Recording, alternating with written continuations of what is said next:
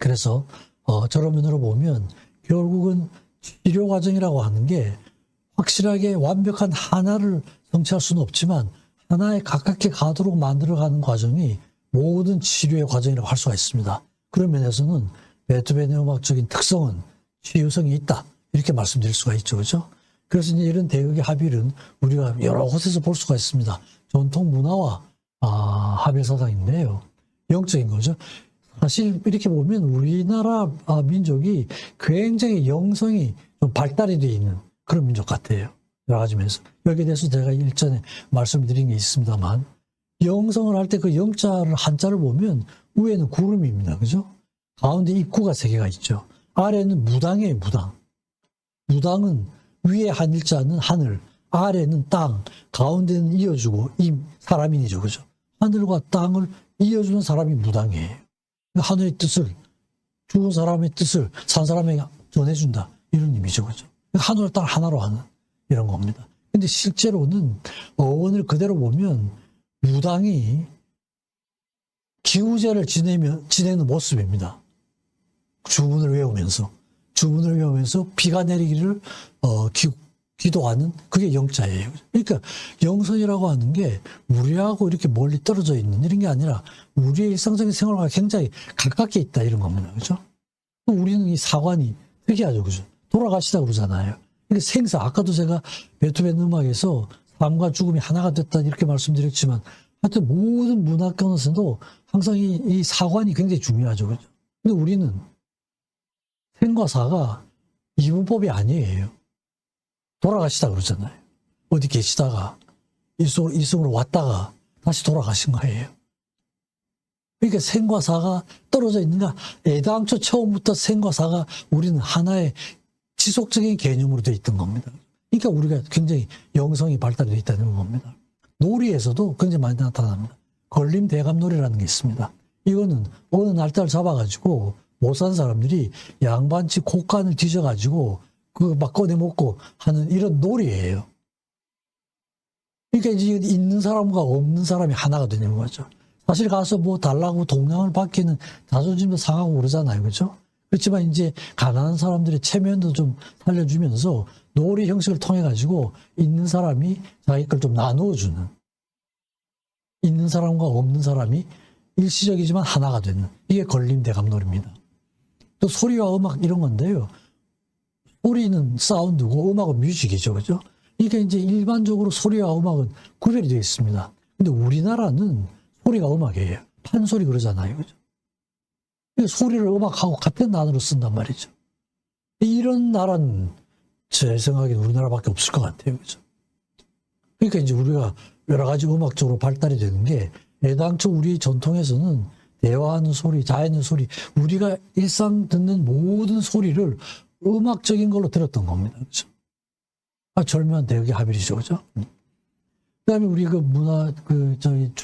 추사 김정희, 그냥 서예로 유명하지만, 사실은 이분이 추구한 것도 시와 서와 합니다. 시, 글씨, 그림. 이 다른 예술의 분야잖아요. 근데 추사는 글씨에서 거기에 글도 쓰고, 시도 짓고, 그림 디자인이죠. 그죠? 합의를 만든 겁니다. 이래가지고 추사체라는, 그죠? 불멸의 그런 글씨를 만들었죠.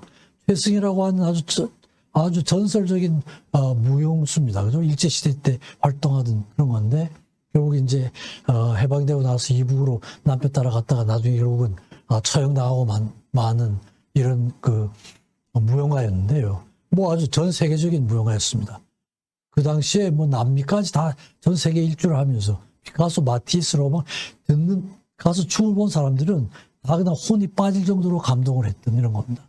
근데 이 최승희가 시도한 것도 우리나라의 전통적인 무용과 서양 무용을 통합을 한 거예요.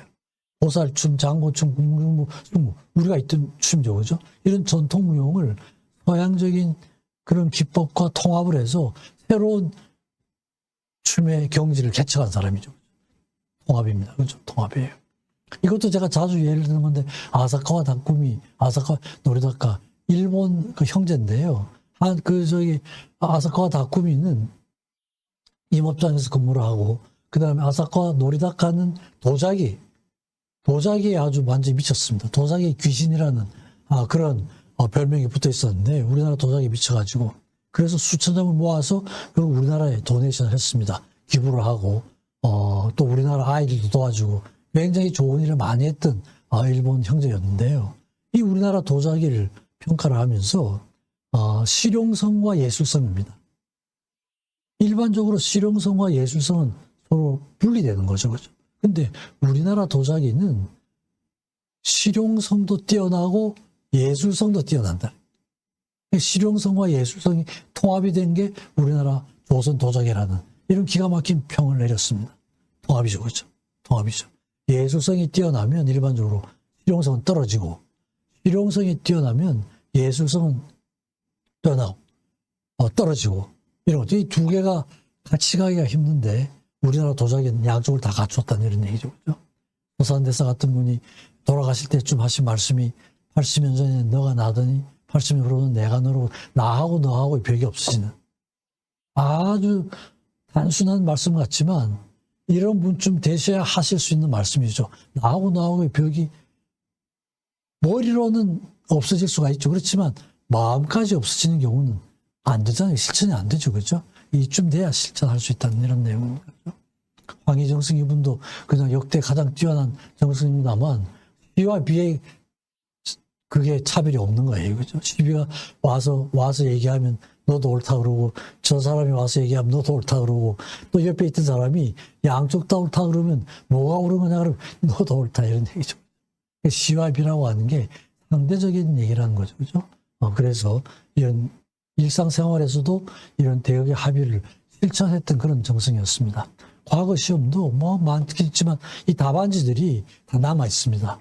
그래서 그 옛날 그 학자들의 그 답안지를 보면 음양의 송시열, 음양에도 사치와 검소, 인도와 천도, 왕도와 패도 두 번 이 대립적인 가치를 두고 서로 디스커션하고 이 두 개가 나중에 어떻게 조화로워야 된다. 결국은 이걸 테스트하는 게 과거 시험이었어요. 그죠? 이유곡 선생님의 그 천도와 인도 이런 건 과거 답안지가 그냥 하나의 학설이 된 거죠. 그죠? 천도책이라고 하는 게 하나의 학설이 되다시피 한 그런 거였죠. 얼마나 과거 답안지를 완벽하게 썼으면은 그 자체가 그대로 학설이 되는 겁니다. 그죠? 대역의 합의래요. 그죠? 일상생활에서의 또 보면 우리가 항상 하는 거죠. 그죠? 항상 우리는 대립적인 상태입니다. 정치가 우민, 흑백, 동서남북, 일상생활이 항상 대립적인 상태에서 우리가 활동을 하게 돼 있는 거죠. 제가 이렇게 촬영을 하고 하면 나중에 이제 보는 사람들 염두에 두고 하죠. 그죠? 제가 이렇게 영상을 만들면 내 마음속에는 내 동영상을 보는 모든 사람들이 내 의견에 공감을 해주면 좋겠다. 이렇게 깔려 있는 거죠. 여기 합의입니다. 노사, 교사, 학생 다 이런 거지만 대립적인 상태지만 이 관계에서 갈등도 있고 하지만 얼마나 갈등을 지혜롭게 해결하느냐에 따라서 계속적인 발전이 일어나는 겁니다. 그죠? 상태죠. 바다 보면 일상적으로 기분이 참 좋죠. 바다는 뭐죠? 하빌이죠. 바다 하나예요. 모든 물을 받아들이죠. 구별 없이 차별상의 없이 모든 걸 수용한다.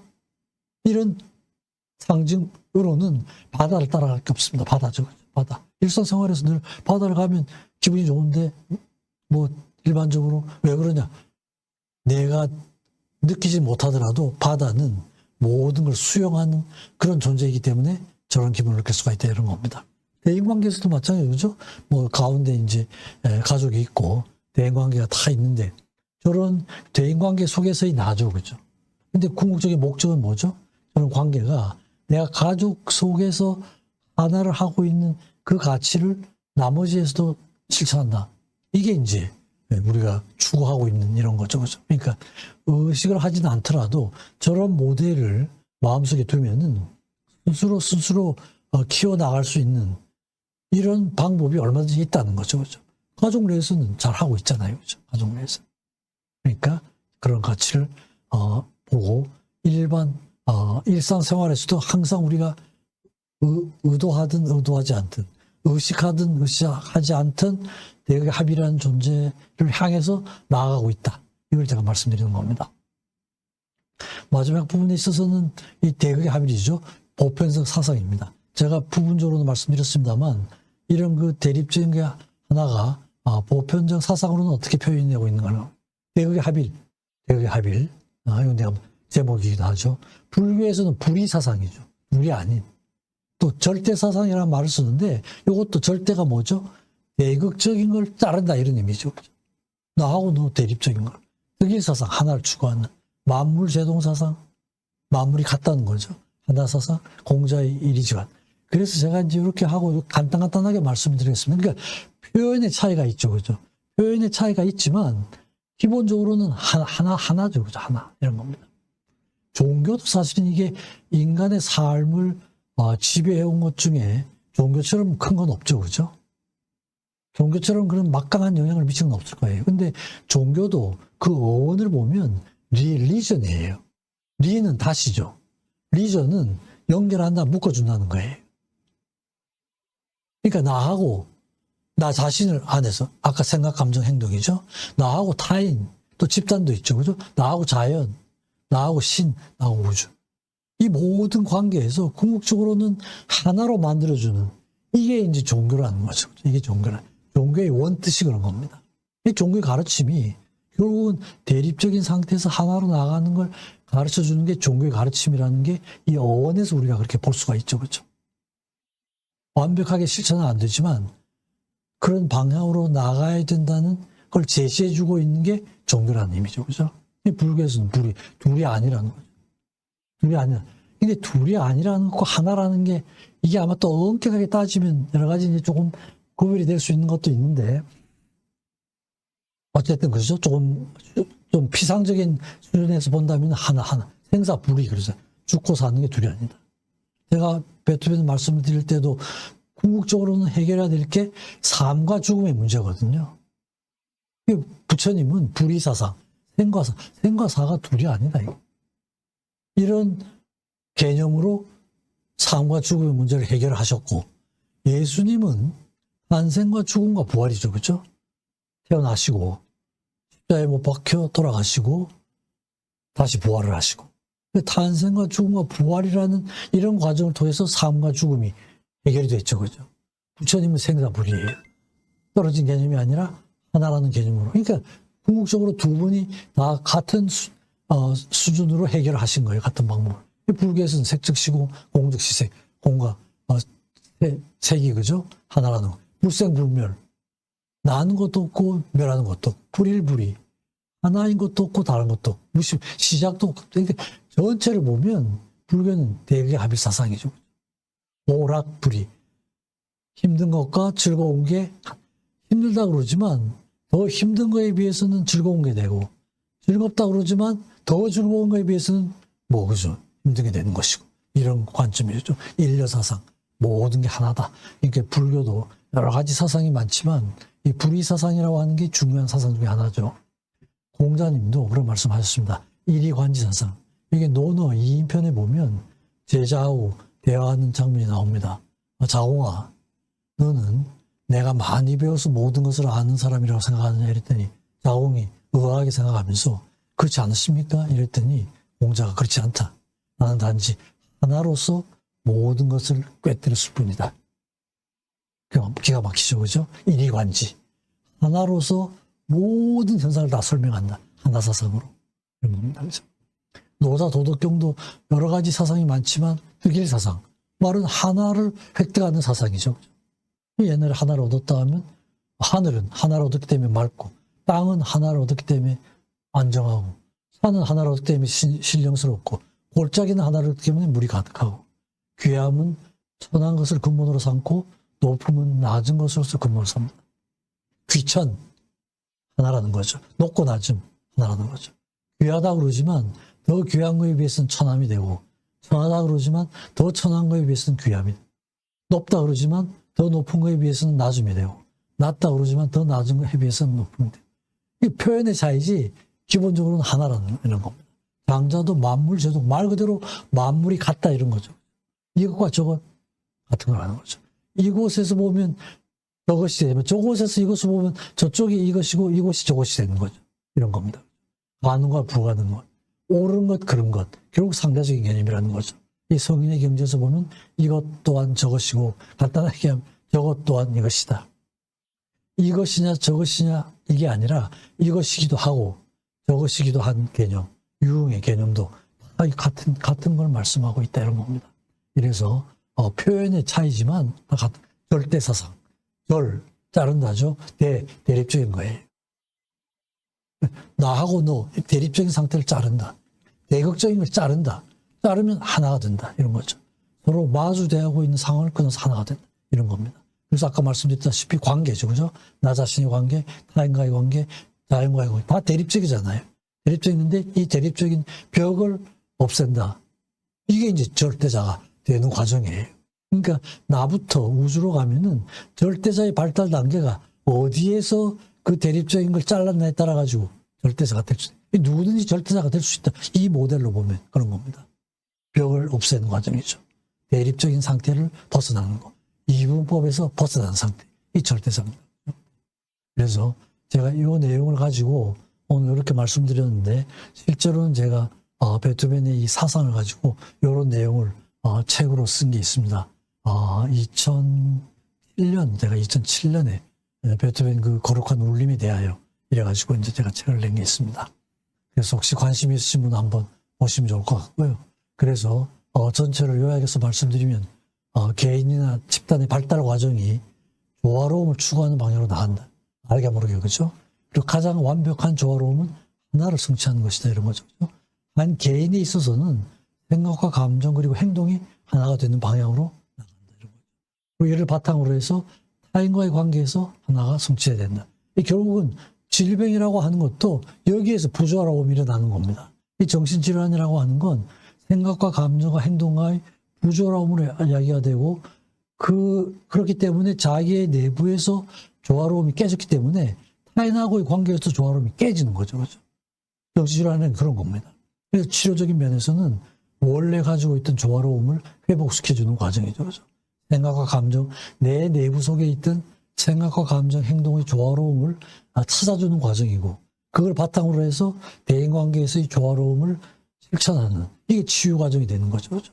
그래서 이런 과정에서 베토벤의 음악적인 사상이 도움이 될 수 있다는 거죠. 왜냐하면 베토벤 음악의 핵심 사상이 대극의 합일이기 때문입니다. 그리고 이 대극의 합일은 비단 베토벤의 음악적인 사상뿐 아니라 과거로부터 내려오는 모든 그런 그 성인들의 공통적인 사상이라는 거죠. 그래서 이런 대극의 합일은 이게 보편적인 사상이라는 겁니다. 그래서 성인들이 쓰신 책도 시간과 공간을 초월해가지고 지금까지 내려오고 있고 베토벤의 음악도 과거의 음악이지만 지금까지 이렇게 이어지고 있는 건 이런 보편적인 사상을 추구하고 있기 때문에 그게 시간과 공간을 초월해서 모든 사람의 마음에 전달이 되기 때문에 그러지 않은가. 시간과 공간을 초월한 그런 음악가라는 이런 말씀을 드리면서 강의를 마치도록 하겠습니다. 그렇죠. 제가 말씀을 드리지만 이런 분들이 갖고 있는 그 사상은 한도 없죠. 그래서 제가 오늘 말씀드린 건 결국 그 바다에 물 한 방울 이런 정도가 아닐까 이런 말씀을 드립니다. 네, 경청해 주셔서 감사합니다.